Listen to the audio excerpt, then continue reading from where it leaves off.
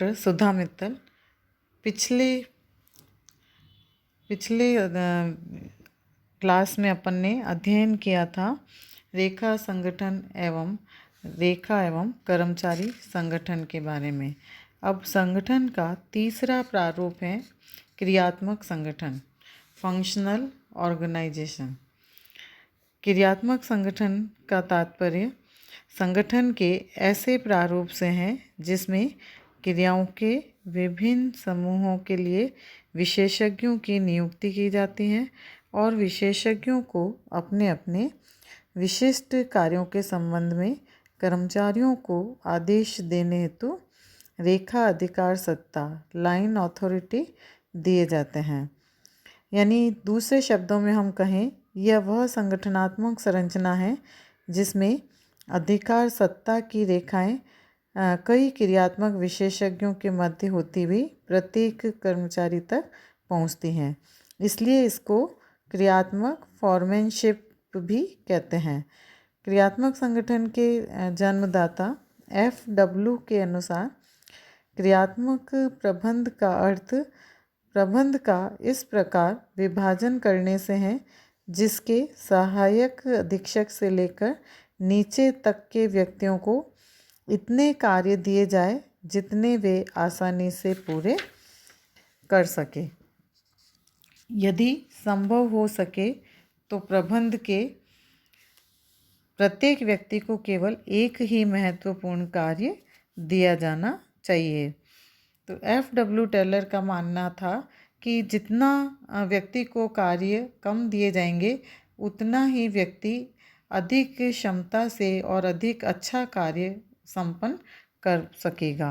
तो इस प्रकार क्रियात्मक संगठन का अर्थ एक ऐसे प्रारूप से है जिसमें अधिकारियों को विभागों की बजाय कार्यों के आधार पर बांटा जाता है, जिसे भी विभिन्न छोटे छोटे कार्यों में विभाजित करते हैं एवं विशेषज्ञों को सौंपते हैं ताकि विशिष्टीकरण के लाभ उठाए जा सके। तो इस प्रकार से इसमें विभाग नहीं बनाकर और व्यक्तियों को कार्य के आधार पर बांटा जाता है और उनको कार्य अलग अलग व्यक्ति को अलग अलग प्रकार के कार्य प्रदान किए जाते हैं और उन सभी छोटे छोटे कार्यों को उन विशेषज्ञों के द्वारा पूरे किए जाते हैं।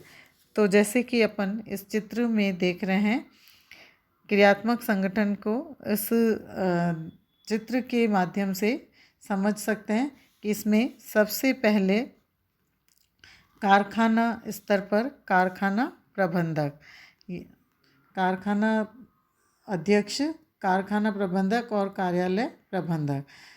कारखाना प्रबंधक के अंडर में जिन कार्यों को बांटा गया है वो हैं टोली नायक, जो कि श्रमिकों के लिए कार्य की योजना तैयार करता है और आवश्यक सामग्री, यंत्र, कच्चा माल आदि जुटाता है। गति नायक श्रमिकों की कार्यकुशलता बढ़ाने के लिए गति का अध्ययन करता है और यह देखता है कि प्रमापित कार्य प्रमापित समय में पूरा हो जाएगा या नहीं। जीर्णोद्धार नायक मशीन की देखरेख, साफ सफाई, टूट फूट के मरम्मत की व्यवस्था करता है और निरीक्षक निर्मित वस्तुओं की किस्म की जांच, क्वालिटी की जांच करता है। इसी तरह से कार्यालय प्रबंधक जिन कार्यों को विभाजित करता है उसमें कार्यक्रम, लिपिक जो कि दैनिक कार्यवाही को देखता है तथा औपचारिक कार्यों की सूची तैयार करता है। निर्देश कार्ड लिपिक छोटे छोटे कार्य करने वाले व्यक्तियों के लिए निर्देश कार्ड तैयार करता है और टोली अधिकारियों को दे देता है। इसी प्रकार से समय एवं लागत लिपिक जो कि किए जाने वाले कार्य में लगने वाले समय तथा लागत के संबंध में पूरे कॉलम रखने के लिए कार्ड तैयार करता है। फिर अनुशासक जो कि कारखाने में शांति बनाए रखने, श्रम विवादों का निवारण करने एवं आवश्यक होने पर अनुशासनात्मक कार्यवाही करने का कार्य करता है। तो इस तरह से इस प्रारूप के अंतर्गत कारखाना प्रबंधक और कार्यालय प्रबंधक इन विभिन्न छोटे छोटे कार्यों को इन व्यक्तियों को बांटता है और ये सभी व्यक्ति मिलकर इन छोटे छोटे कार्यों को पूर्ण करने का प्रयास करते हैं। तो इस आधार पर कार्यात्मक संगठन की कुछ विशेषताएं जैसे हम देखते हैं कि यह प्रारूप श्रम विभाजन के सिद्धांत पर आधारित है। इसमें कार्यों का प्रत्येक क्षेत्र विशिष्ट क्रियाओं के आधार पर विभाजित किया जाता है। इसमें विशेषज्ञों द्वारा कार्यों का निष्पादन किया जाता है और इसमें नियोजन एवं क्रियान्वयन में पृथकता होती है। इसमें प्रत्येक व्यक्ति को कार्य के छोटे से छोटा भाग क्रियान्वयन हेतु सौंपा जाता है। जैसे अपन ने देखा टोली नायक, गति नायक, जीर्णोद्धार नायक, कार्यक्रम लिपिक, लागत लिपिक, अनुशासक, समय लिपिक इत्यादि। तो इस प्रकार से छोटे छोटे भागों में कार्य को बांटा जाता है। प्रत्येक विभाग अपने कार्य को पूरा करने के लिए उत्तरदायी होता है और अधिकारों का प्रत्यायोजन ऊपर से नीचे की ओर कार्यों के अनुसार होता है। तो इस प्रकार से इस प्रारूप क्रियात्मक संगठन के इस प्रारूप को कई उपक्रमों के अंतर्गत अपनाया जाता है और इसका उपयोग किया जाता है क्योंकि इसमें विशिष्टीकरण को बढ़ावा मिलता है।